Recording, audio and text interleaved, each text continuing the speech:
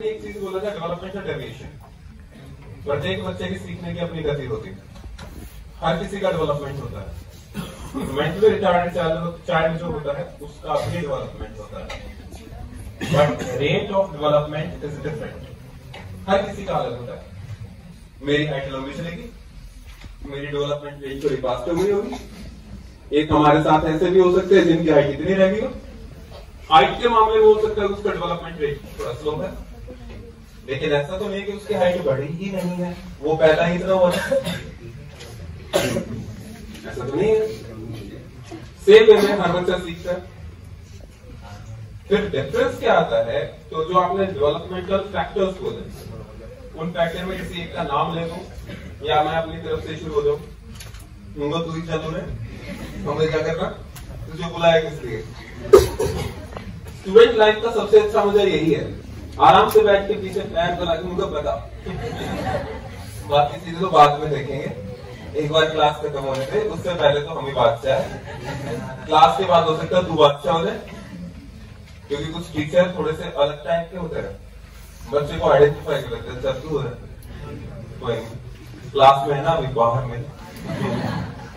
Yes, adolescence की सबसे बेहतरीन एक बात, बाहर मिल। हाँ, ऐसा क्यों होता है, उसका भी है। डेवलपमेंट को अफेक्ट करने वाले फैक्टर्स होते हैं दो, internal and external. Internal factor जो जेनेटिकली आपके अंदर होते हैं, जो जीन्स है वो उसमें एक रोल प्ले करते हैं। इंटेलेक्चुअल एबिलिटी ये एक अफेक्ट करता है। आपकी क्यूरियोसिटी, ये भी इंटरनली है।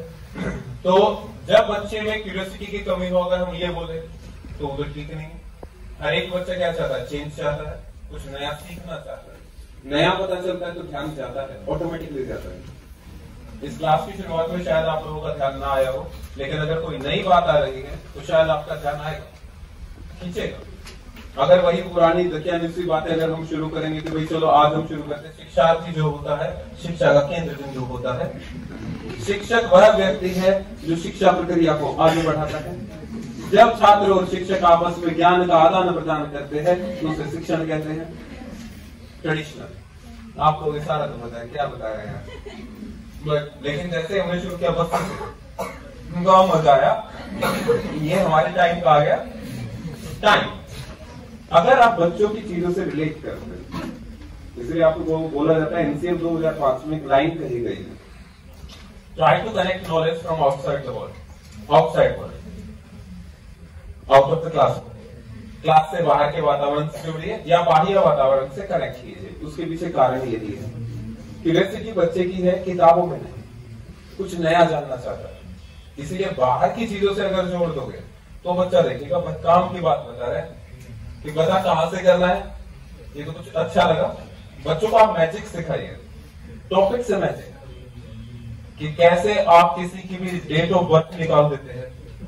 मैथ में है, मैथमेटिक्स में होता है, एक फार्मूला होता है, डेट ऑफ बर्थ बताइए, उसमें 8 जोड़िए, अब उसका दुगुना कर दें, अब उसमें से 8 घटा दें, अब उसे 2 से पार कर दें, अब जो तेरी संख्या आएगी उसके अंकों का जोड़ बता, अब जो तेरे अंकों का जोड़ आए उसमें 9 जोड़ दे। इस तरीके से मैथमेटिक्स में कई सारी चीजें हैं जिनका आप यूज कर सकते हैं।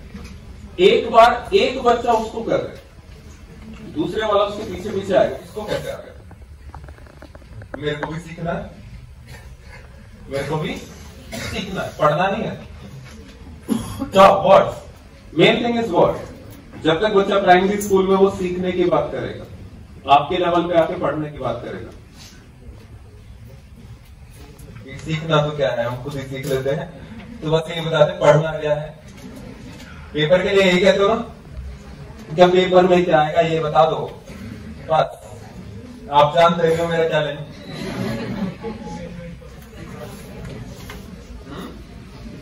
बता दिया, एक रात में रखे नहीं लगते, एक रात में लिखा जाता है।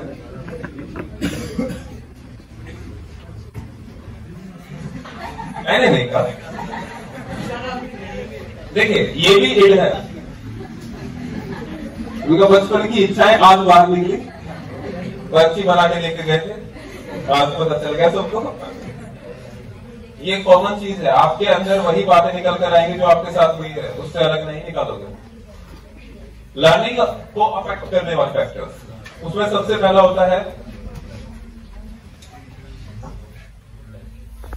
सबसे पहला टीचर। एनवायरमेंट इज राइट, गलत नहीं है लिखे, बट टीचर, क्योंकि जब टीचर एंटर करता है यहां से, मान लीजिए कि मैं क्लास लेने के लिए आया हूं और मैं एंटर करता हूं,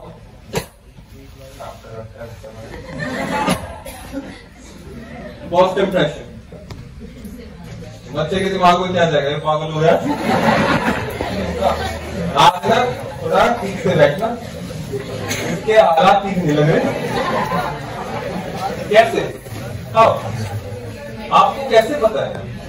दैट मीन्स कि बच्चा टीचर की हर बात को नोटिस करता है, इसीलिए शिक्षक के गुणों में क्या शामिल करता है, आइडल बिहेवियर क्यों बोला जाता है, ये उसका उदाहरण है। तो लर्निंग को जो सबसे पहला फैक्टर अफेक्ट करेगा वो खुद टीचर है। अगर टीचर बच्चों के साथ एंटर करता है, सब पता क्या हाल है तुम्हारे, बढ़िया, हाँ, तो ये जो पॉजिटिविटी फैलती है, ये पॉजिटिविटी बच्चे के लर्निंग को भी अफेक्ट कर देगा कि हाँ ये वाला अच्छा है भाई, ये हंस के आता है, और ये मारता भी नहीं है। जब हम लोग अपने टाइम में पढ़ते थे तो हमारे टीचर साथ में एक डंडा लेके आते थे, हमें पता होता था आज पत्ते, और हालात कई बार ऐसे होते थे कि भाई शायद एक एक या दो दो पीरियड मुर्गे बन के बैठते थे, और उस मुर्गे में भी एक विशेषता होती थी, नीचे नहीं जा सकता वो, मुर्गा ऊपर ही रहेगा, और मुर्गा अगर नीचे जाता था तो सुपर ही को फिर आ जाती थी, उनका तेरी ईड शांत कर देंगे।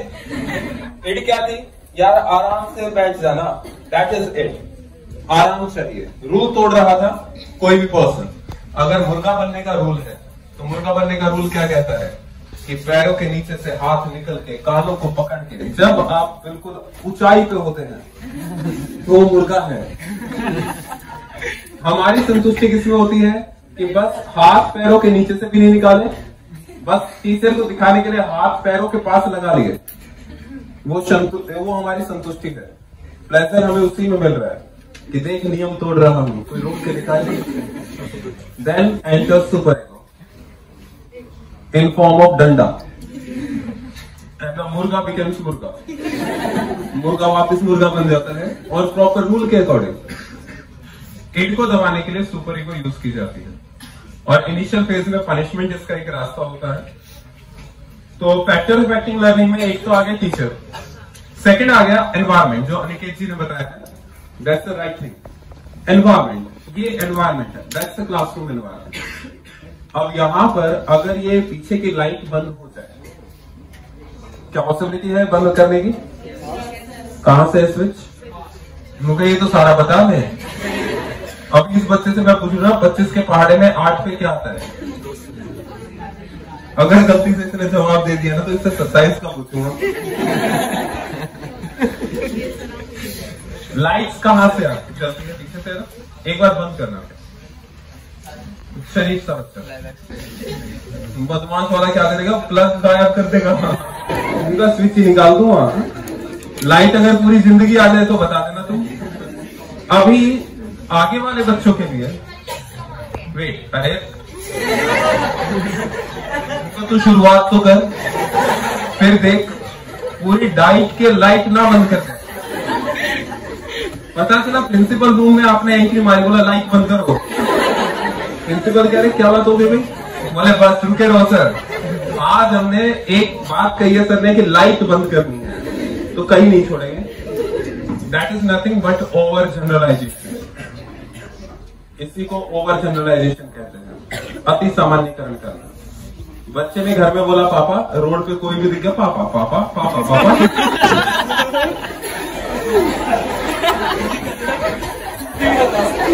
बताता हूं, जब बच्चा छोटा होता है तो पहली बार जब वो किसी को पापा बोलता है तो मेल साइड होता है, मेल साइड को देखकर पापा बोला, तो पेरेंट्स क्या करते हैं उससे बार बार बोल पापा, तो बच्चा भी कहता है कि अच्छा ठीक है तुम्हें सिखाता हूँ। रोड पे निकले, जो भी मेल दिखाई देगा पापा, पापा एंड पापा।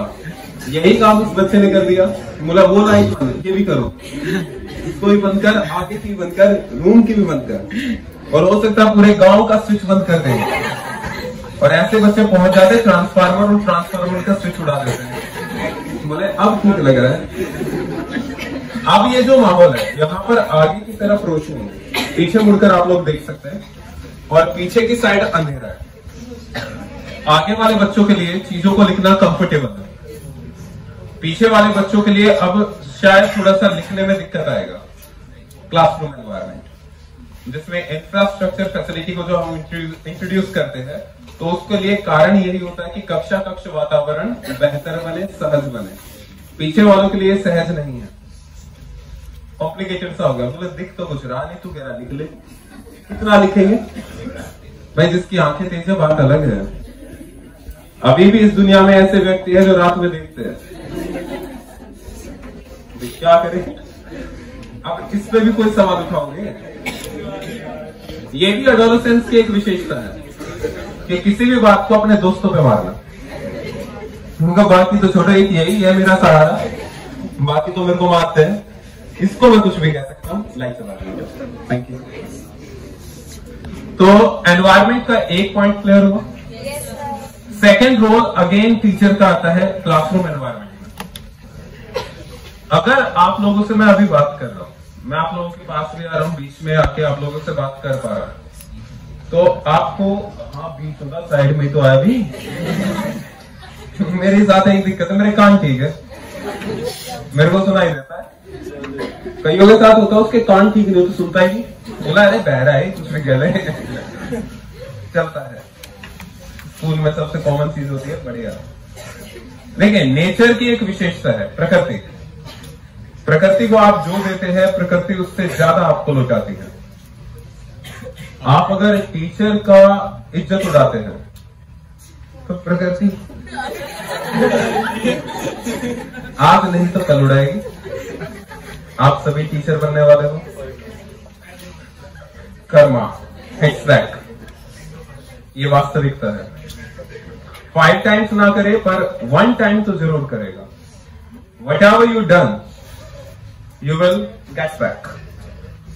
इसलिए कक्षा में जब भी जाओ इस बात को दिमाग में रख के जाना कि जो भी कर रहे हो वो अपने लिए कर रहे हो। अगर आप किसी का अच्छा कर रहे हो तो आपको वापस अच्छा मिलेगा। So try to do good things. अगर आप बुरा कर रहे हो, आज बच सकते हो, कल वापस मिलेगा और ब्याज के साथ मिलेगा। जूता वूता तो बाद में क्या वहां की आवाज नहीं आएगी? आपको क्या लगा केवल उसके नजदीक था इसलिए आवाज आई? कान ठीक है? 70 डेसिबल से ज्यादा हानि नहीं है मेरे। ये पता होगा 70 डेसिबल से ज्यादा जो लॉस होता है वो किसमें आता है? नहीं पता? छोड़ो, आएगा भी नहीं। करना क्या है? ये डिसेबिलिटीज एक्ट होता है, उसमें एक बार रीड कर लीजिएगा, हियरिंग लॉस का आता है। तो आपके पेपर में डिसेबिलिटीज नहीं आता है, केवल आएगा तो डिसेबिलिटी एक्ट आता है, तो वो उठा के रख देना। RPWD एक्ट बोलते हैं, rights of person with disabilities. Rights of person with disability ये एक्ट होता है। इसमें 21 डिसेबिलिटीज को इंक्लूड किया गया है। केवल ये 2 लाइन में जो आपके पेपर में आ सकते हैं सीटेट में, इससे ऊपर इसलिए कहते हैं ना एक वर्ड होता है वो काफी नहीं है। 7, 21 और RPWD है, खत्म। रुक तो जा भाई, लर्निंग डिसऑर्डर थोड़ी लाया वो भी, लाऊंगा वो भी। डिसेबिलिटीज एक्ट के अंदर 3 से 4 चीजें आती है, जिसमें एक आपका हो गया लर्निंग डिसेबिलिटी, दूसरा आ गया आपका हेयरिंग का, तीसरा आ गया आपका विजुअल का, और चौथा आ गया आपका ऑडिटरी। तो इसमें से हमारे काम का रहता है हेयरिंग का, विजुअलाइजेशन का और लर्निंग का। तो लर्निंग डिसेबिलिटी को क्लास से जाने से पहले खत्म करा जाऊंगा। वैसे तो आपको गो थ्रू कराऊंगा पूरे सिलेबस से। अभी तक हम लोगों ने डेवलपमेंट का एक हिस्सा किया कि इंडिविजुअल डिफरेंसेस होते हैं, इसको फैक्टर जो अफेक्ट करते हैं उसमें इंटरनल में आता है जीन्स और एक्सटर्नल में आपका आ जाता है एनवायरमेंट। एनवायरमेंट के अलावा आपका जो नरिशमेंट है, नरिशमेंट का मतलब होता है nurture. Nourishment means nurture, nurture refers to environment. Nurture को भी एनवायरमेंट का नाम देते हैं और जीन्स को नाम देते हैं नेचर का। क्योंकि प्रकृति से जो हमें मिलता है हम उसमें बदलाव अगर करने की कोशिश करते हैं तो दिक्कत आती है। ये आप लोग देखते रहे कि नेचर के साथ छेड़छाड़ की तो परेशानी है। सेम वे में नेचर ने हमें जो शरीर दिया है, जो जीन्स हमें दिए है, अगर हम इसके साथ छेड़छाड़ करते हैं तब भी दिक्कत आती है। यहाँ बहुत से ऐसे बच्चे होंगे जो अपने शरीर से खुश नहीं है, बॉडी से। एडोलसेंस की एक सबसे बड़ी प्रॉब्लम होती है कि हम अपने आप से सेटिस्फाइड नहीं होते, उसे घर में ही बैठा लेते हैं, बाहर निकालते ही नहीं है। इसीलिए छोटे बच्चे को घर से बाहर नहीं जाने दिया जाता है। लेकिन अगर बच्चा थोड़ा सा बड़ा हो जाता है तो रात के टाइम में भी कहते हैं जा सब्जी दे के आ। क्यों? 3 साल के बच्चे को क्यों नहीं भेजा? हैंडल करने के लायक है। बड़े वाला हैंडल कर लेगा, 3 वाला कैसे करेगा?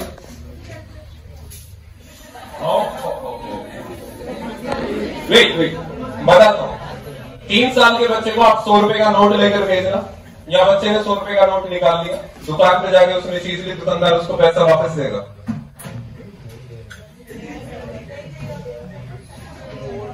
देखिए, जो जैसा होता है वो वैसा सोचता है।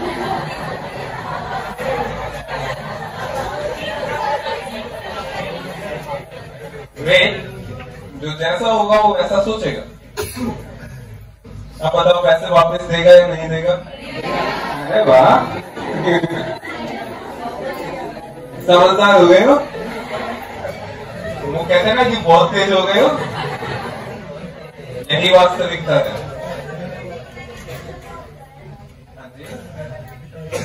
यस, जब से हमने गणित में प्रोबेबिलिटी के टॉपिक को पढ़ा है तब से हम इसको अप्लाई करते हैं कि अगर एक सिक्के को 5 बार उछाला जाए तो हेड आने के चांसेस कितने हैं। अगर 3 सिक्के इकट्ठे उछाले जाए तो एक सिक्के में हेड आने का चांस कितना है? प्रोबेबिलिटी। और इसी प्रोबेबिलिटी पर आप अपनी पूरी जिंदगी आजकल चला रहे हैं कि प्रोबेबिलिटी है कि हमारा पेपर ऐसा आएगा, प्रोबेबिलिटी है कि आज हमारे घर में ऐसा होगा। कुछ बच्चे तो खाने को लेकर भी प्रोबेबिलिटी बना लेते हैं, क्योंकि पिछले हफ्ते ये बना था, उससे पिछले हफ्ते ये बना था, मंडे के दिन, तो इसका मतलब प्रोबेबिलिटी है इस मंडे को भी यही बनेगा। That is use of mathematics in daily life. आप जब जनरल ऑब्जेक्टिव लिखते हैं मैथमेटिक्स टीचिंग के, तो आप वहां पर इस बात को मेंशन करते हैं कि सामान्य या दैनिक जीवन में इसका उपयोग कर पाएंगे। और कुछ बच्चों को ये पता ही नहीं होता कि वो प्रोबेबिलिटी का यूज कर रहे हैं अपने डेली लाइफ में। तो ये आपका रोल है, ऐसी चीज है कि आप उनको अवेयर कराओ कि आप डेली लाइफ में हर चीज का इस्तेमाल करते हैं। तो वापस आते हैं अपने उसी पॉइंट पे, learning, development and then id and super ego. Id जो होता है वो प्लेजर प्रिंसिपल के ऊपर डिपेंड करता है, संतुष्टि का सिद्धांत। और इस प्लेजर प्रिंसिपल के साथ एक ब्रैकेट भी लिख देना, at any cost. At any cost, केवल ये लाइन है जो काम की, किसी भी कीमत पे। इसीलिए जब आपको कुछ चीज चाहिए होती है, इस क्लास में भी ऐसा 1 या 2 बच्चा जरूर होता है जिसे अगर खाना है तो वो खाएगा, चाहे सामने क्लास प्रिंसिपल सर ले रहे हो। That is it. इट का मतलब केवल ये नहीं होता कि आप गलत काम करो। आप लोगों ने इट के बारे में पढ़ा होगा कि जो भी इलीगल एक्टिविटीज होती है वो सब इसमें आती है, गलत काम जो किए जाते हैं। तो rule breaking is also part of it. Indiscipline also part of it. अपने ऊपर कंट्रोल ना रख पाना आल्सो पार्ट ऑफ इट। अगर मान लीजिए मैंने कहा कि भाई कोई यहां पर उठेगा नहीं सीट से, एक बच्चा देखता मेरे को मजा नहीं यार बैठने में, मैं तो उठूंगा। इड है, इड है, क्योंकि आप, हाँ यस, आम भाषा में सुनता है, जाएगा नहीं बेटा, मेरे कानों से नहीं जाएगा, तुमको इतनी पीछे बैठ के कैसे सुन लिया, ऐसे थोड़ी होता है, ये तो चीटिंग है।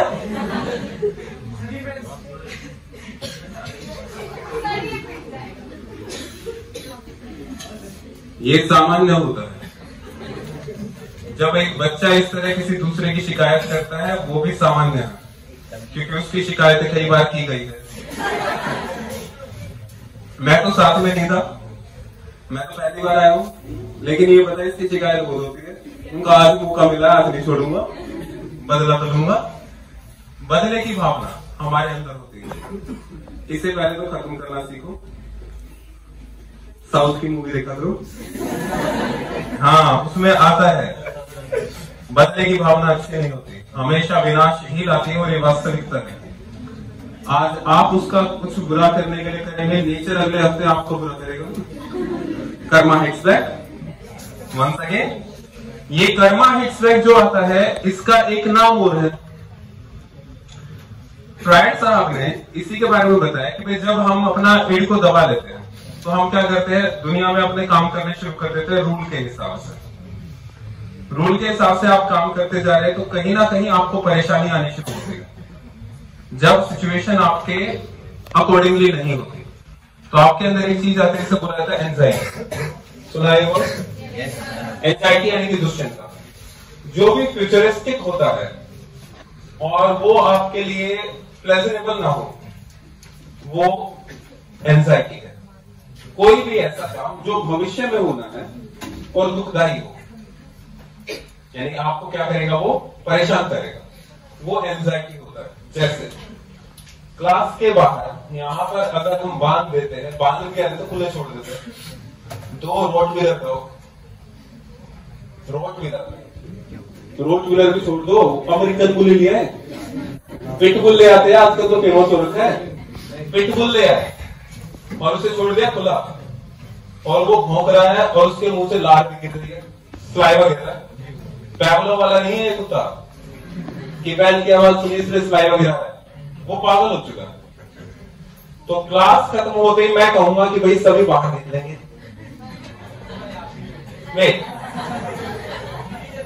कोई नहीं, मैं इसका भी उदाहरण क्या फिर वही ना गलत जगह से चल रहा है, बहुत तेज हो गया। जब मुझे बाहर निकलना था तो मैंने क्या किया, ट्रेनर्स को बुलाया, इन दोनों को पकड़ो, मैं बाहर आ रहा हूँ, बाहर से कुंडी लगा दो, और मैं जाकर ऑफिस में अंदर से कुंडी लगा के बैठ गया। अब मैंने ट्रेनर्स को बोला कि अब कुंडी खोल दो, अब आओ तुम, और पहला नंबर बच्चे का ही था। की मांग तो नहीं, मैं चला तो गया पहले बार। अब सारी जिद थोड़ी पूरी होती है, बच्चों की जिद वो पूरी करनी चाहिए जो ठीक है, पूरी करने के लायक है। इनका पहले उदाहरण तो प्रस्तुत करके तो दिखा, तभी तो हम आगे आएंगे। तो अगला नंबर आया शिवाय जी का। अरे शिवाय रखो, ओम नमो शिवाय, बेहतरीन। तो शिवम जी के नंबर जब आता है तो बाहर निकलते हुए इनके मन में क्या रहेगा, कुत्ते से डर लगेगा या कोई डर नहीं होगा? वो जो डर लग रहा है दैट इज एंजाइटी, और इस एंजाइटी को फील करता है केवल ego. Only ego is based on realistic principle. Line लिखते हैं, ego is based on realistic principle. वास्तविकता से जिसका परिचय होता है वो ईगो है। बाकी जो आपका इड होता है और जो सुपर ईगो होता है ना, ये सब इमेजिनरी होता है, काल्पनिक होता है, रियलिस्टिक नहीं होता। आपकी इच्छाएं काल्पनिक है, वास्तविकता क्या है जो आप करते हैं। इसलिए ईगो को बोला जाता है conductor of behaviour. Conductor of behaviour, व्यवहार का निर्धारक होता है ईगो। इट विल लीड्स, ये लीड करता है क्योंकि ये वास्तविकता से परिचित है, इसे पता है क्या करना है क्या नहीं करना है। इसी वास्तविकता के कारण इसे पता है कि बाहर कुत्ता है काट लेगा, और ये पागल है तो पक्का काटेगा। इसकी वजह से आपके अंदर आती है एंजाइटी, और इस एंजाइटी को दूर करने के लिए, क्योंकि ईगो में तो टेंशन आ गई, पीढ़ी क्या कहता है, निकलना बात, मार इसको लाभ, इनका मेरे को लगी है भूख, मुझे खाना खाना है, तो इड आपको प्रेशराइज करेगा, भूख लगे बाहर निकल, भूख लगे बाहर निकल। सुपर ईगो कहेगा गलत, ऐसे बाहर नहीं निकलना है, जब कोई इसे पकड़ लेगा तब बाहर निकलते हैं। अभी को फंसा हुआ क्या करे और क्या ना करे। तो जिसका कहते हैं ना साइड ज्यादा झुक जाता है, जिसकी तरफ ज्यादा वजन, आपका डिसीजन उसी के हिसाब से होगा। जैसे 5 दोस्तों का ग्रुप है या 6 दोस्तों का ग्रुप है, 5 दोस्त डिसीजन ले चुके हैं, तो छठा उसकी तरफ झुकता है जहां पर मेजोरिटी होती है। तो अच्छा तुम 3 लोग सिनेमा देखने जा रहे हो और ये लोग पढ़ाई करेंगे ना, तुम्हारे साथ जाऊंगा मैं भी, दैट इज ईगो। तुम बिन तो बाद में। तो जो ईगो है वो हमेशा उस साइड की तरफ जाता है जो ज्यादा डोमिनेंट होता है। वो इड भी हो सकता है, वो सुपर ईगो भी हो सकता है। यहां आप जितने भी सबके अंदर इड है, सबके अंदर सुपर ईगो है। इसमें मैं भी शामिल हूं, आप लोग भी शामिल हैं। कई बार मन करता है उठ के मुंह तोड़ दे इसका, दैट इज इट। मेरा तोड़ इसका, आपस में तो तोड़ नहीं सकते। फिर सुपर ईगो निकलता है, वो कहता है आपके शिक्षक है, टीचर, रेस्पेक्टफुल पर्सन होता है, ये विचार भी दिमाग में मत ला, ये विचार भी दिमाग में मत ला। अब ईगो उसके अकॉर्डिंग काम करता है। बोला सुपर ईगो कुछ ज्यादा स्ट्रॉन्ग है, ठीक है, नहीं तोड़ते, आराम से बैठ जाते हैं, फिर कभी देख लेंगे, मौका तो मिलेगा, आज नहीं तो कल मिलेगा। तो जो आपके अंदर एंजाइटी आती है, उस एंजाइटी को आप दूर कैसे करें? तो उसके लिए फ्रायड साहब ने एंजाइटी को दूर करने के कुछ डिफेंस मैकेनिज्म बताए। प्रतिरक्षा तंत्र, डिफेंस मैकेनिज्म, रक्षा तंत्र, जिसमें फ्रायड ने केवल एक दिया और नाम उसका चलता है। फ्रायड ने केवल एक डिफेंस मैकेनिज्म दिया है, बाकी डिफेंस मैकेनिज्म उसकी बेटी ने दिए थे, गर्ल पावर, एना फ्रायड। उसने बाकी सारे डिफेंस मैकेनिज्म दिए। उस डिफेंस मैकेनिज्म में एक नाम आता है डिस्प्लेसमेंट, विस्थापन, जो कि फुलफिल करता है कर्मा हेडस्टैक। इस वाली लाइन को भी कैसे करता है देख लेते हैं। डिस्प्लेसमेंट में होता है कि आप अपना गुस्सा किसी और पे उतारते हैं, वर्बली और नॉन वर्बली दोनों तरीके से। लेकिन जिसके ऊपर भी आप अपना एंजाइटी दूर करोगे वो आपके लिए लेस थ्रेटनिंग होना चाहिए, ये कंडीशन होता है। क्योंकि ज्यादा थ्रेटनिंग पे उतार दिया तो कर्मा हेडस्टैक और दिक्कत हो जाएगा। मान लीजिए कि क्लास में टीचर ने आपको आज बहुत सुनाया, बहुत बेइज्जती किया, आप गए घर पे और घर पे जाते ही सामने आ गई मम्मी। मम्मी को तो आप सुना देते हो, वो याद है ना खिलौने वाला, तो मम्मी को तो सुना दिया। उसी दौरान एक बच्चे के घर में पापा ने दरवाजा खोल दिया। अब वो बच्चा मोटिवेट, क्योंकि उसके दोस्त ने फोन करके बता दिया मैंने जरा घर पे जाते ऐसे ऐसे पता है, जिसने भी दरवाजा खोला बोला अच्छा मेरा तेरे से कम हो गया। पापा ने दरवाजा खोला, बच्चा शुरू, पापा बोले दरवाजा। अब बच्चे ने तो डिस्प्लेसमेंट कर दिया, बच्चे की एंजाइटी खत्म। अब पापा में आ गई। अब पापा ने और किसी को छोड़ तू बोला कैसे, अपना डिस्प्लेसमेंट बच्चे को वापस कर दिया। तो अगर आप लेस थ्रेटनिंग को नहीं ढूंढोगे तो जो एंजाइटी आपने निकाली थी उससे ज्यादा आपके अंदर वापस आ जाएगी। तो भाई मैंने किया तो तेरे वाला काम ही था, बस दिक्कत हो रखी है, पापा ने बहुत मारे, बोले तो पापा को कहा किसने था। इसीलिए आप जब यहां से गुस्सा होके जाते हैं तो आप घर में जाके दरवाजे को लात मारते हैं, बैग को उठा के फेंक के मारते हैं, और कुछ नहीं होता तो जोर से चिल्लाते हैं। ये कॉमन है। मदर्स इस काम को और बखूबी करती है कि उनके पास बर्तन अगर होते बर्तनों को फेंक के मारते हैं सिंक में। अरे नहीं, वो क्या करते हैं, वो यूटिलाइज करते हैं अपने एंजाइटी का। बर्तन साफ करते क्यों, खत्म। अगर कपड़े फोल्ड करने हैं, आप कितने भी कपड़े लाते हैं तो खत्म है वो, यूं होंगे फोल्ड। चल चल कारण तेरे को तो मार नहीं सकती, ये ले इसको दे, इसको दे, स्पीड बढ़ जाती है। जब भी आप गुस्से में होते हैं आपका स्पीड ज्यादा होता है, इंटेंसिटी आपकी तेज होती है, आप काम को जल्दी से करते हैं। तो इस डिस्प्लेसमेंट में ऐसा ही एक एग्जांपल आया जिसमें एक फादर को उसके बॉस ने धमका दिया, बहुत इज्जत पिटाया उसका। आप बॉस को तो कुछ कह नहीं सकता क्योंकि बॉस क्या है, मोर पावरफुल, सुपीरियर है। उसको बोलेगा तो नौकरी से जाएगा, और एंजाइटी आ जाएगी, तनख्वाह भी खत्म। तो घर आता है, घर आते ही वो किसको सुनाएगा, जिसने दरवाजा खोला। दरवाजा गलती से मम्मी ने खोला, हो गए शुरू, क्या लगा रखा है, इतनी देर से दरवाजे पे खड़े हैं, तुम्हें कोई मतलब नहीं है, ना सुबह खाना मिलता है, ना ये मिलता है, ना वो मिलता है, सारा दिन चिक चिक, सारा खर्चा बढ़ा रखा है, घर कैसे चलेगा, ये कैसे चलेगा।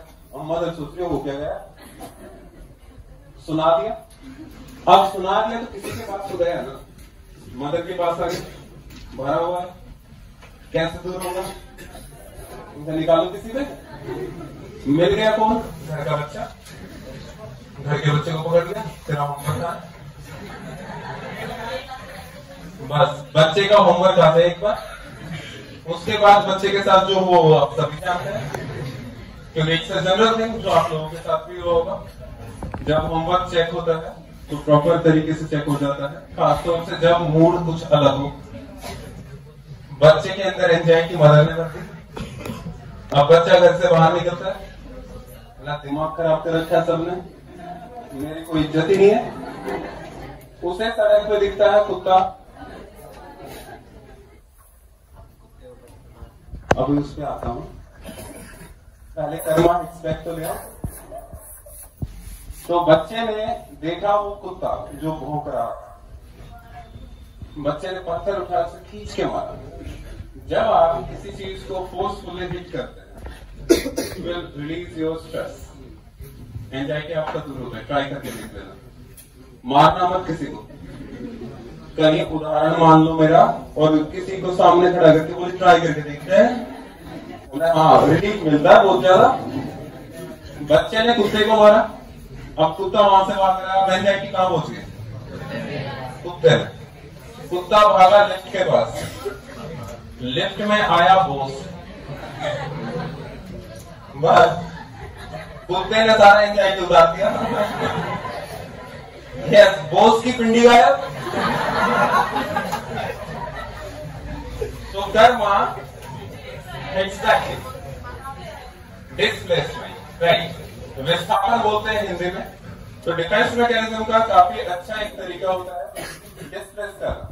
डिस्प्लेस कीजिए इसे यूटिलाइजेशन, सही तरीके से काम करने में। अगर आप लोगों को यहाँ डाइट में कभी एंजाइटी होती है तो उसका एक तरीका होता है डिस्प्लेसमेंट। ग्राउंड में जाइए, जहां पर कुछ पेड़ पौधे उगाने हैं, वो क्यारियां बना दीजिए, आपके हाथ बहुत तेजी से चलेंगे, काम भी हो जाएगा और एंजाइटी भी निकल जाएगी। ट्राई करके देख लेना। कई व्यक्ति इसका इस्तेमाल करते हैं कि वो क्या करते हैं, अपने ही मकान में गड्ढा खोदते हैं और फिर उसी गड्ढे को भर देते हैं, एंजाइटी खत्म है।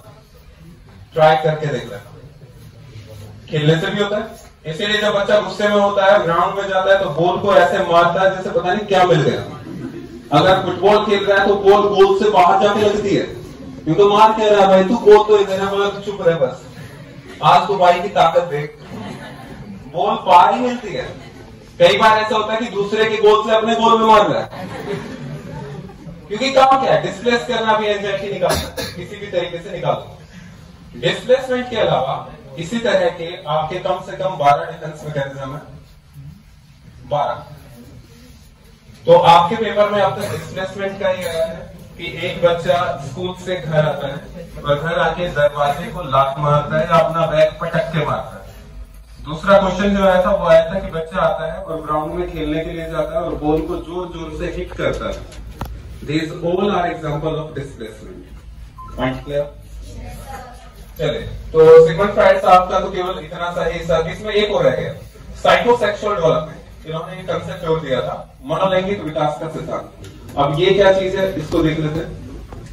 मनोलैंगिक विकास, साइकोसेक्सुअल डेवलपमेंट। एक लाइन लिख लेना, first 5 years of life, first 5 years of life, जीवन के पहले 5 वर्ष, first 5 years of life is important, महत्वपूर्ण होते हैं। First 5 years of life is important in personality determination, व्यक्तित्व निर्धारण में। जेब में कुछ नहीं आ रहा, चलो पार्टी में देता हूँ, मेरे भाई का नाम चलता है, फिर वो दूसरों से मांगता होता है, भाई पैसे दे दे, पार्टी देनी है। जेब में नहीं है पैसा, लेकिन बच्चा है महाराज, खर्चा करता है, खर्चीला।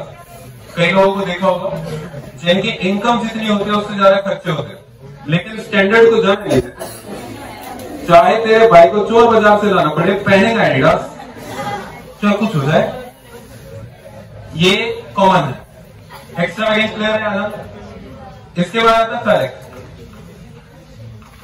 फैलिक को बोला जाता है आपका लिंग प्रधान अवस्था हिंदी में। ये 3 to 5 years का टाइम होता है, 3 से 5 साल का। 5 के लिए वो बताऊंगा, क्योंकि फर्स्ट 5 years डिटरमाइन पर्सनालिटी, और फ्रायड ने पहले 5 साल को इन 3 हिस्सों में ही बांटा है।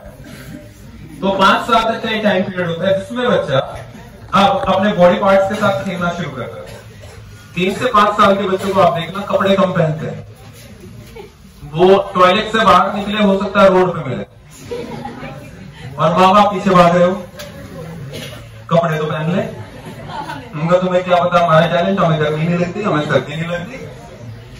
छोटे बच्चों की विशेषता है आपके हालात खराब है और वो बिना निकर के गया हुआ है ग्राउंड में, या ग्राउंड छोड़ो रोड पे, पड़ोसी आपको गालियां बक रहे हैं। कैसे माँ बाप है अपने बच्चों को कपड़े भी नहीं पहना सकते, क्योंकि तुम्हें पता है तुम पहना के देख लो, आइडिया लग जाएगा क्या चीज है ये। तो वो फैलिक स्टेज के अंदर आता है।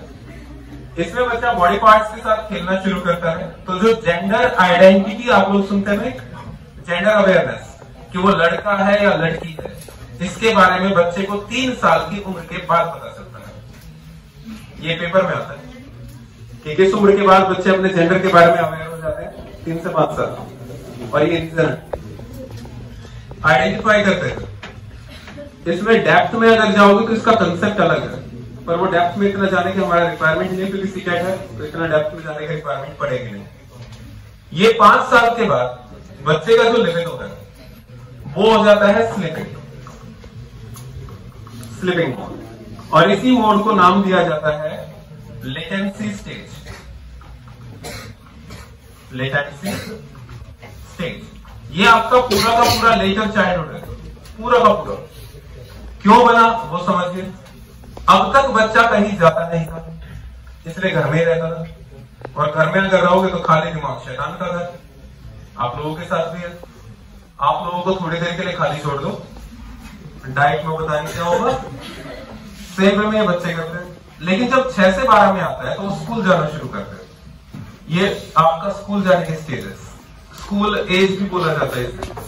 इसमें जाने के बाद बच्चे को मिलते हैं दोस्त, और यहीं से बच्चे की जिंदगी बदल जाती है, जैसे आप लोगों की बदली। अब माँ बाप कौन पता नहीं, जो कुछ कौन है बस। तो अब यहां से बच्चे के दोस्त बनने शुरू होते हैं, और स्कूल में वो ज्यादातर टाइम अपना बिताता है। स्कूल से आने के बाद खेलने भाग जाता है। इसीलिए 6 से 12 टाइम पीरियड को एक नाम दिया जाता है, yes that's why gang as इसलिए बोलते हैं। अब ग्रुप बना है, अब ग्रुप बना है तो सुबह 5 बजे खेलने जाना है। गर्मियों में तो 4:30 बजे अपने दोस्त के घर के बाहर खड़े हैं, निकल बाहर, क्योंकि जाएंगे तो इकट्ठा, आएंगे तो इकट्ठा। ये कॉमन होता है, आप लोग भी करते हैं इस काम को भी, कि अगर कहीं बाहर घूमने जाना है तो इकट्ठे जाते हैं। अगर 5 बच्चों का ग्रुप है तो 5 जाएंगे, 3 का ग्रुप है तो 3 जाएंगे, और इकट्ठे ही जाते हैं। ऐसा नहीं करते कि उसको गाड़ी से धक्का दे, तू यही रहे, हम जाएंगे क्योंकि आज अटेंडेंस लगनी है। इसीलिए डाइट में भी आप लोगों की शायद अटेंडेंस उन बच्चों की एक साथ ही मिलती है। एब्सेंट मिलेंगे तो एक साथ, प्रेजेंट मिलेंगे तो एक साथ, असाइनमेंट सबमिट होगा तो तीनों का होगा, वरना एक का भी नहीं होगा। सजा मिलेगी तो तीनों को मिलेगी, वरना एक को भी सजा नहीं लेने देंगे। ये गैंग आपकी उम्र में आके बहुत बेहतरीन रूप ले चुका होता है। अब आप सोसाइटी के मेंबर बन चुके होते हैं, लेकिन इस एज में अभी केवल गैंग एज को ही रखते हैं। क्या यहाँ जो फैलिक स्टेज आया था, इस फैलिक स्टेज में बच्चे के अंदर 2 चीज और मिलती है, जो आपके पेपर में अब तक आई थिंक आई नहीं है, ऑडिपस एंड इलेक्ट्रा कॉम्प्लेक्स।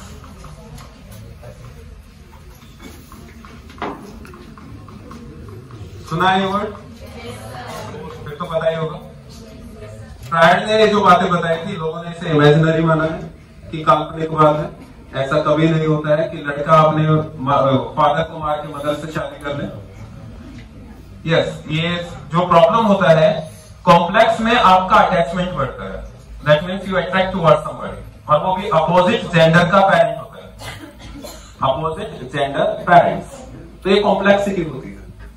यहां पर ये सब में मिलती है, चाहे इंडियन कंटेक्स्ट है चाहे वेस्टर्न है। लेकिन इस उम्र के बाद जो 3 से 5 का होता है। इसके बाद जैसे यहां पर आया कि ये स्लीपिंग मोड में चला जाएगा लिविंग मोड, तो बच्चे का ध्यान किधर आ जाता है अपने स्कूल में, तो ये क्या हो सकता है, गायब, अनकॉन्शियस, यस, ट्रांसफर, जो काम का नहीं है ट्रांसफर कर दो। इसलिए आप लोग अपने फर्स्ट जो सेकंड ईयर में आ गया वो फर्स्ट ईयर की नॉलेज अनकॉन्शियस में डाल देता है, बोले तेरी अब जरूरत नहीं, और जब उसका पेपर आता है ना सिलेक्शन वाला, वहां पर उसी की जरूरत पड़ती है। आपका फर्स्ट ईयर और सेकंड ईयर का जितना भी सिलेबस है सारा का सारा आपके पेपर में आता है, याद रखिएगा। चाहे DSSS में पेपर ले, चाहे KVS ले, आप लोगों का ही सिलेबस पूछा जाता है। तो अपने डाइट के बुक्स को अच्छे से करिएगा। अभी आइडिया नहीं है, 2 साल बाद एहसास होगा। आज जो बातें आपको बताई जा रही है आज आपको लगती है बेतुके, आया बोल दिया। 2 साल बाद यही बात याद आएगी जब पेपर में वही क्वेश्चन मिलेंगे जो आपकी डाइट के बुक्स में है। आप लोग ज्यादा प्रेफर करते हैं कि नहीं किताबें लेंगे नई वाली, वो नई किताबों में क्या आप वाली बातें लिखी हुई है, कोई भी अलग से किताब नहीं बनती है भाई, ये याद रख लेना। टीचिंग जो आप लोगों के लेवल पर होती है, जिस तरीके से आप लोगों को सिखाई जाती है, वैसा कोई किताब नहीं सिखा सकती। तो आप लोग लकी है कि आप लोग रेगुलरली अपना कोर्स कर रहे हैं, वरना कुछ बच्चे तो केवल पैसे देते हैं और उसके बाद पेपर देकर आते हैं, डिप्लोमा घटा जाता है। उन्हीं बच्चों की हालत खराब होती है और पेपर में केवल संख्या बढ़ती है कि 2.5 लाख बच्चों ने पेपर भर दिया, 10 लाख बच्चों ने भर दिया। उस 10 लाख में से रेगुलर है कितने, ट्राई करके देख लेना। डाटा कभी निकाल के मैथमेटिक्स का यूज करते हो ना, परसेंटेज निकाल के देख लेना, पता चल जाएगा। और फिर सिलेक्शन किनका होता है वो भी देख लेना। तो इसलिए अपने डाइट के बुक्स को अच्छे से कीजिएगा, सब कुछ वहीं से आता है। वापस आते हैं जी, अट्रैक्शन, यस। आपको अपने 3 से 5 साल की क्या क्या बातें याद है भाई? तो जब अनकॉन्शियस में चला गया तो वो कभी कभी जाके याद आएगा। एक मूवी देखना, चलो आपकी बात का है ना, यहां से इलाज है। Try to see this movie, देख लीजिए। लूसी जिस बच्चे ने देखा हुआ है वो बता देगा कि हमारे ब्रेन का हम कितना इस्तेमाल करते हैं। जो न्यूरॉन्स है वो हमारे एक्टिव नहीं रहते हैं कहीं। ये हॉलीवुड की मूवी है, साउथ की नहीं है। कहीं कोई बच्चा साउथ की मूवी समझ गया साउथ में लूसी देखूंगा तो भाई साउथ की लूसी फिर ऐसी मिलेगी कि वो एक ऐसे लात मारेगा, ब्रह्मांड बदल जाएगा, कुछ नया फिर उत्पन्न होगा। यहां पर दिखाया गया है कि अगर आपकी ब्रेन की कैपेसिटी बढ़ाते चले जाए, ब्रेन की कैपेसिटी को बढ़ाते चले जाते हैं, तो वो किस लेवल पे आके कितना एक तरीके से इम्पैक्ट डाल सकता है। तो जो आपने पौराणिक कथाएं पढ़ी है, पौराणिक कथाएं कि भाई पहले के समय में ऐसे व्यक्ति थे जो एक स्थान से दूसरी जगह पहुंच जाते थे, ग्रेविटेशनल फोर्स को दूसरे के ऊपर अप्लाई कर देते थे। ये हॉलीवुड की एक और मूवी आई थी इसी के ऊपर, एक्समेन। तो लूसी में जैसे जैसे आपका ब्रेन का जो यूजफुलनेस बढ़ता जाएगा, जितना कैपेसिटी आप यूज करते जाएंगे, आपके अंदर एक गुण और आता है कि आपको पता चलता है कि जब आप अपने मदर के वॉम्ब में थे तो क्या क्या एहसास आपको हुए थे। हम अभी उतना एहसास नहीं करते हैं। हम यहाँ 2 से 3% कर ले बहुत है, 2 से 3% में हम रैंक लेके आ गए, 5% में तो हमने नियम बना देंगे, तो 100% कैसे करेंगे? इसलिए आपको याद नहीं। आपको क्या, मुझे भी याद नहीं। मैं कौन सा दूसरे ग्रह से आया हूं मेरे को पता नहीं, मेरे को भी नहीं पता भाई। जब मैं 3 से 5 साल में था तो क्या ऐसा हुआ, लेकिन हम देखते हैं इस चीज को कि जब 3 से 5 साल का टाइम पीरियड आता है तो लड़के मदर की तरफ ज्यादा अट्रैक्ट होते हैं, लड़कियां फादर की तरफ। इसका सबसे बेस्ट एग्जांपल होता है कि लड़कियां जैसे ही फादर घर आते हैं उनके लिए पानी, चाय, उनके शूज उतार के रखना, उनके कपड़ों को साइड में रखना, मदर का मेकअप अपने ऊपर अप्लाई करना और मदर के जैसे ड्रेस पहनने की कोशिश करना। ये कॉपी करना होता है, इमिटेट करना है, बट फ्राइड ने इसे इस टर्म्स में मेंशन किया है। फ्राइड को अगर क्रिटिसाइज करना है तो आप लोग कीजिए पहले मास्टर्स, उसके बाद PhD कर लेना, फिर एक शोध करना और शोध करके लिख देना कि ये बात गलत है। फिर आपकी थ्योरी जुड़ेगी सिलेबस में, फिर बच्चे आपको बकेंगे ये कौन है, ये कौन नई थ्योरी, उनका अभी तक कम थी क्या? तो भाई फ्रेंड ने बोला तो बोला। पुराने समय में एक मूवी आई थी जिसका नाम था आंखें, उसमें एक डायलॉग था, डेलनाज़ी ने बोला ना, तो भाई ये डेलनाज़ी है, इसने जो बोला वही सही है। जिस बच्चे ने देखी है ठीक है, जिसने नहीं देखी वो अच्छा है, लेकिन ये डायलॉग याद रखना, डेलनाज़ी ने बोला तो बोला। कुछ बच्चे होते हैं ना जो अपने साथी की बात, इसने कहा है ना, है बस वही है डेलनाज़ी। सब कहते तुम भाई पे टेंशन ना ले, तू पढ़ाई पे ध्यान दे। हाँ जी, यस, देखिए जो ये ऑडिपस है वो है इलेक्ट्रा। स्लीपिंग मोड में आने के बाद ये शांत हो जाता है, लेकिन एक केस ऐसा जो मेंशन किया है फ्रायड ने, उसमें स्लीपिंग मोड में नहीं गया था बच्चे का इलेक्ट्रा और ऑडिपस कॉम्प्लेक्स, और ये बन गया था syndrome, Electra syndrome, Oedipus syndrome. अभी मानसिक विकार में आ चुका था, और इस एज में जो 6 से 12 का होता है, इसमें बच्चा इतना सक्षम हो जाता है कि वो इस तरह के कार्य कर सकता है कि अपने फादर को मार सके या अपने मदर को मार सके। बेशक से सभी साइकोलॉजिस्ट ने इसे इमेजिनरी बोला है, किसी ने भी इसका समर्थन नहीं किया था, ये काल्पनिक है। काल्पनिक है तो छोड़ो, पेपर में आएगा तो लिख देंगे, हमें टेंशन क्यों लेना।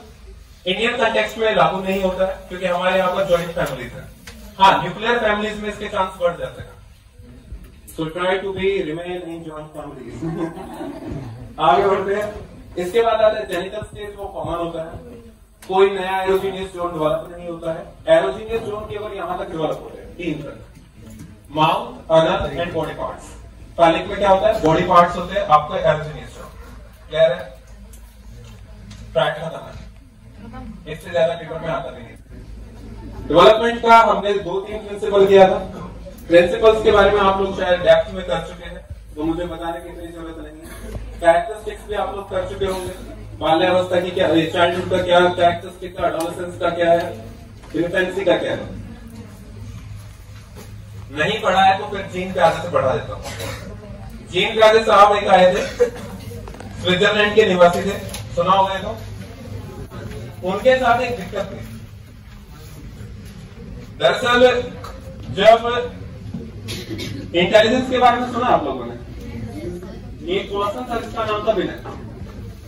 विनय के टेस्ट सुने होंगे, पहला इंटेलिजेंस टेस्ट बनाने वाला यही था।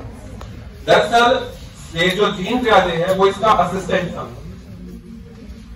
इसके साथ जो पहला इंटेलिजेंस टेस्ट बनाया गया था, विनय और साइमन ने मिलकर बनाया था, थियोडोर साइमन, तो इनके साथ असिस्टेंट था जीन प्याजे। यानी वही हालात हो गए, हनी सिंह के साथ बादशाह काम करता था, आज बादशाह का नाम है, हनी सिंह के साथ बादशाह काम करता था, हलवाई बना था एक गाने में। हाँ, ये तो याद है। जीन प्याजे का पैदा हुआ था, तुमको अमेरिका में था, गाने में थोड़ी आया।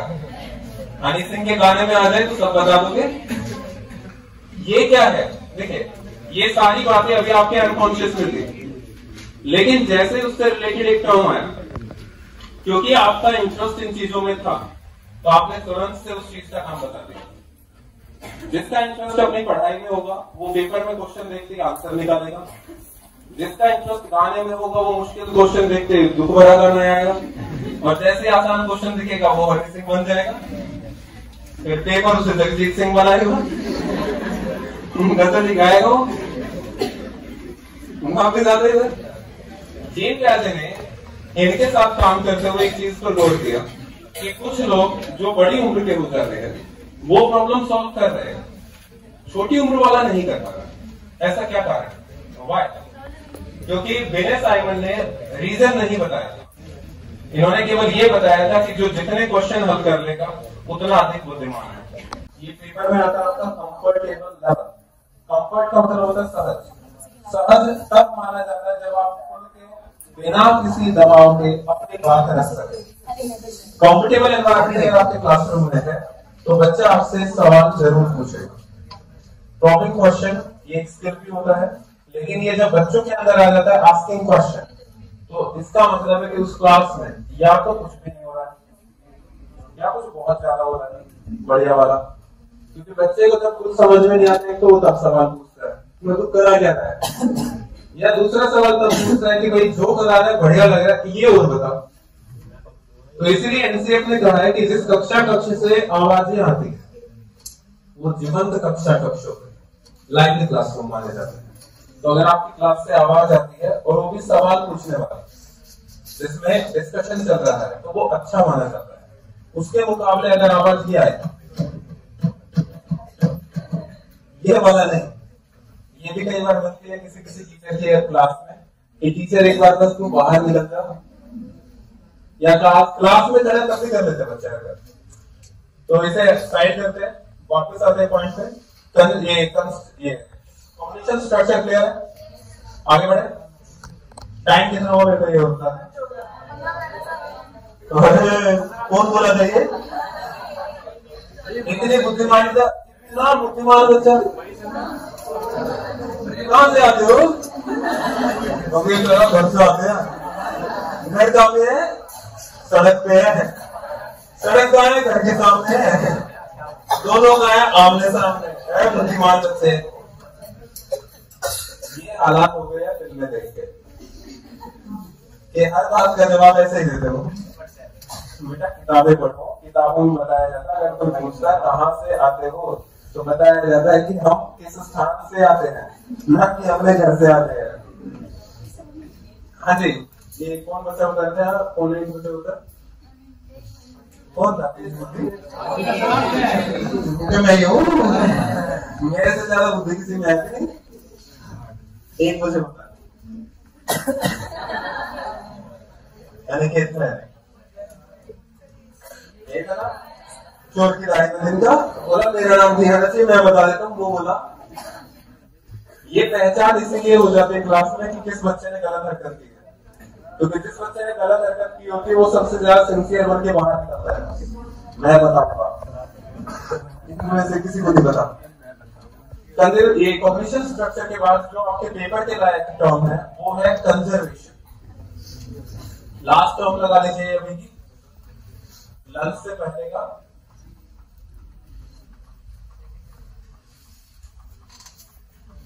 कंजर्वेशन,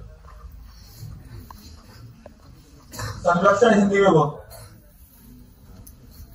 कभी आपने गौर किया है कि बच्चे घर पे जिद करते हैं कि उन्हें ज्यादा चाहिए, बड़ी चीज चाहिए, ग्लास भर के चाहिए, फिर माँ बाप अपनी बुद्धि का इस्तेमाल करते हैं, बोले तेरा कॉग्निशन स्ट्रक्चर तो अभी डाउन है, तेरे लिए स्पेशल ग्लास लाए, तेरे लिए स्पेशल।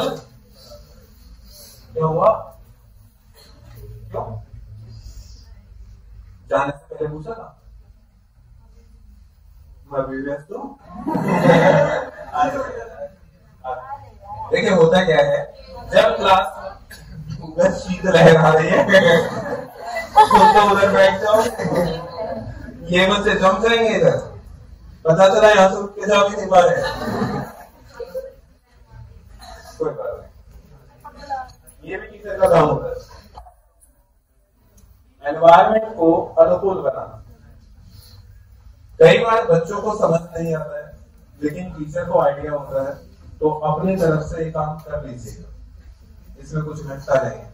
कर्मा हिट्स लाइक, जब आप बूढ़े होंगे तो शायद कोई दूसरा आके आपके कमरे का दरवाजा इस तरह बंद कर देगा,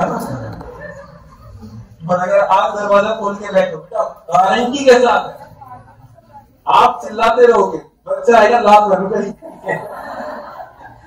पूरे भी तो अपने टाइम में ऐसा किया था, आप होगा तो वो कर्मा वापस आते हैं, किसी ना किसी रूप में आते हैं, वापस आते हैं कंजर्वेशन। तो बच्चे जब इस तरह की जिद करते तो आप क्या करते हैं, उनके लिए स्पेशल क्लास बनाते हैं और इसे फिर पूरा होते देते हैं, और उसके भाई को कहते ये देख इसे दिया आधा, पता कौन सा लेगा? बच्चा क्या बोलेगा? मैं पूरे वाला दूंगा।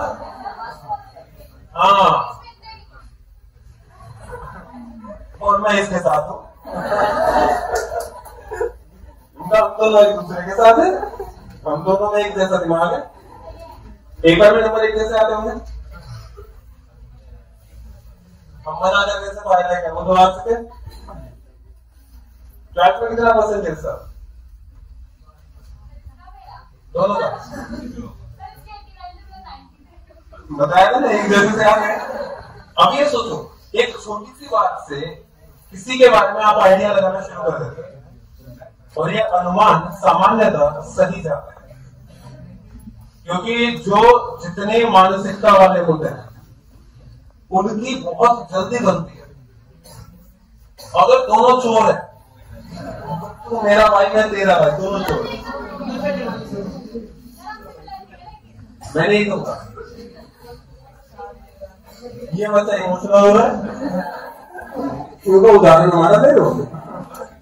ये एक सामान्य बात बताई जा रही है, हम जैसे होते हैं हम अपने जैसों को ही चुनते हैं। हमें पता होता है कि कोई हमारे जैसा ही हमारा कंफर्टेबल है, हमारे ग्रुप का, केवल एक को रखते हैं अलग। मुझे एंटरटेनमेंट भी होना चाहिए। अगर सारे के सारे डब्बे बच्चे हैं तो वो एक इंटेलिजेंट उनके साथ जरूर मिलेगा और वो एक्सट्रीम इंटेलिजेंट होगा। सारे के सारे इंटेलिजेंट उनके पास एक डब्बा होगा जो उन सभी की नॉलेज को ढूंढता देता है, मुझे कुछ बता दो मैं भी पास हो जाऊंगा कैसे ना कैसे करके। तो कंजर्वेशन में जब ये दो चीजों में बच्चा डिफरेंस नहीं कर पाता तो उसके पीछे कारण होते हैं। बच्चा यहाँ पर केवल वन डायमेंशन में मूव करता है। वन डायमेंशन का मतलब है कि बच्चा केवल एक तरीके से ही जवाब की तरफ जा रहा है या समस्या का समाधान करने की कोशिश कर रहा है, या एक नजरिए से चीजों को देख रहा है। और वो नजरिया क्या है, कौन सा ज्यादा भरा हुआ है, अलग अलग एस्पेक्ट पर ध्यान नहीं दिया। तो ये जो वन डायमेंशन होता है इसे कहते हैं सेंट्रेशन। इसे क्या कहते हैं, सेंट्रेशन। कंजर्वेशन के नियम के लिए कुछ लाइन होती है, वो लाइन लिखना चाहो तो लिख लेना, सुनना चाहो तो सुन लेना।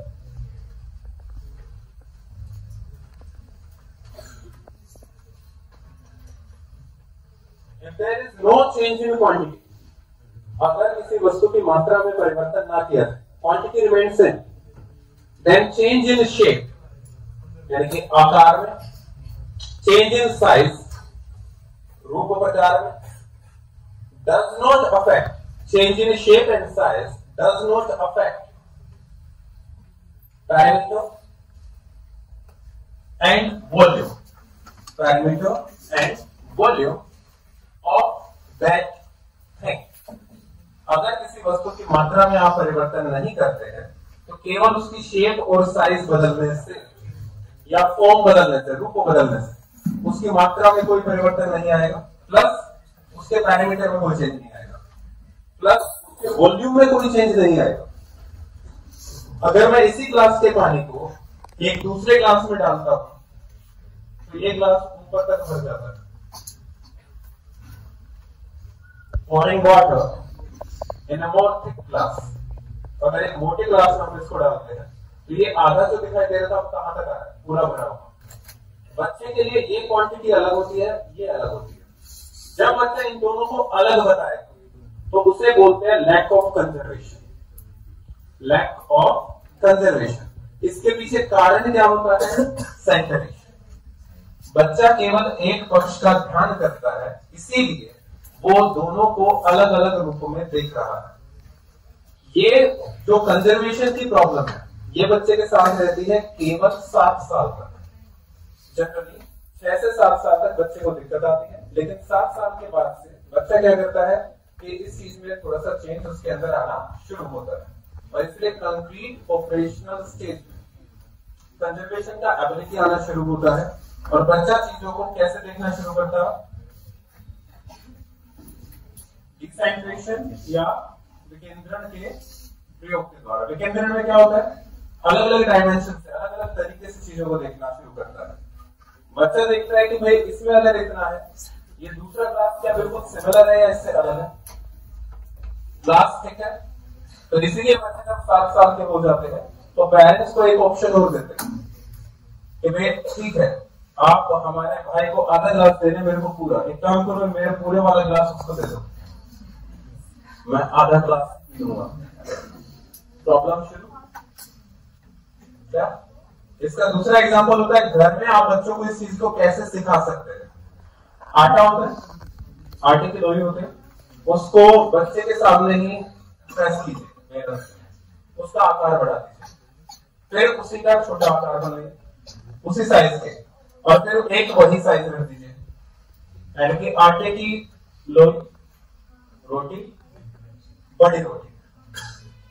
या क्या ये तीनों अलग है या सेम? आप लोगों के लिए सेम। आप बुद्धिमान, बच्चा क्या बोलेगा? इसीलिए बच्चे क्या कहते हैं, मेरी रोटी छोटी बनाना। कुछ बच्चे थोड़े से तेज होते हैं, मेरी रोटी बड़ी बनाना। वो सेंटरेशन पर ही फोकस होते हैं, इसीलिए उनकी लैंग्वेज भी कई बार इगोसेंट्रिक बनती चली जाती है। और वो भी आपको इसी एज ग्रुप में दिखाई देता है, 3 से 6 साल के ग्रुप में, जब बच्चे की लैंग्वेज भी इगोसेंट्रिक होती है। वो अपने नजरिए से चीजों को देखता है, दूसरे का नजरिया काउंट ही नहीं करता है, मानता है ये कि कोई दूसरे के अंदर दिमाग भी होगा। इसीलिए बच्चा मानता है कि अगर उसे कोई चीज दिखाई दे रही है गलत, तो सबको गलत दिखाई देगी। अगर उसे कोई चीज दिखाई देती है, उसे कुछ पसंद है, तो वो सबको पसंद आएगा। इसीलिए बच्चे कह देते हैं कि ये चीज गंदी है। क्यों गंदी है? क्योंकि पसंद नहीं। ये आपके लिए भी गंदी है, क्योंकि मेरे को पसंद नहीं है तो आपको भी पसंद नहीं होगी। इसीलिए अगर एक बच्चा किसी डॉग से डरता है, तो वो मानता है कि बाकी सभी बच्चे भी डॉग से डरते हैं। इसके लिए जीन पियाजे ने एक प्रयोग किया था, जिसे बोला जाता है 3 माउंटेन प्रॉब्लम। ये नोट डाउन कर देना, 3 माउंटेन प्रॉब्लम। केवल इतना लिख दो और सामने लिख दो इगोसेंट्रिज्म। 3 माउंटेन प्रॉब्लम, सामने लिख देना इगोसेंट्रिज्म, अहम केंद्रित।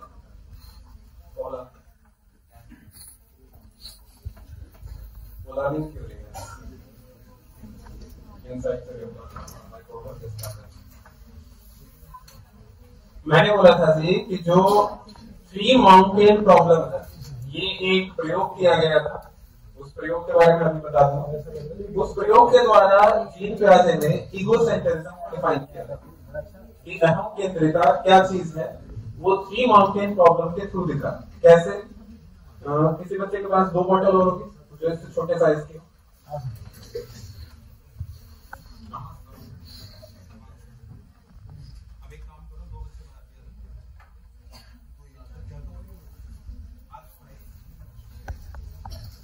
इन्विटेशन वाले कार्ड लो है तो मैं बाहर कैसे बुला देगा।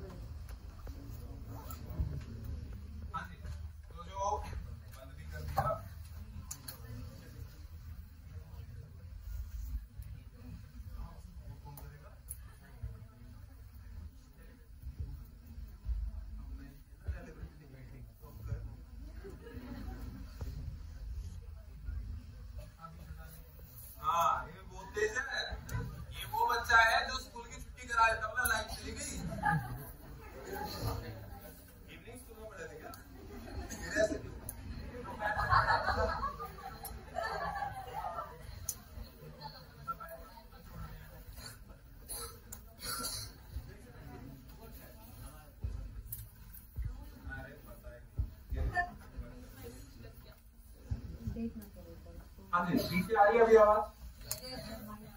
थोड़ी देर पहले तक तो नहीं आ रही थी।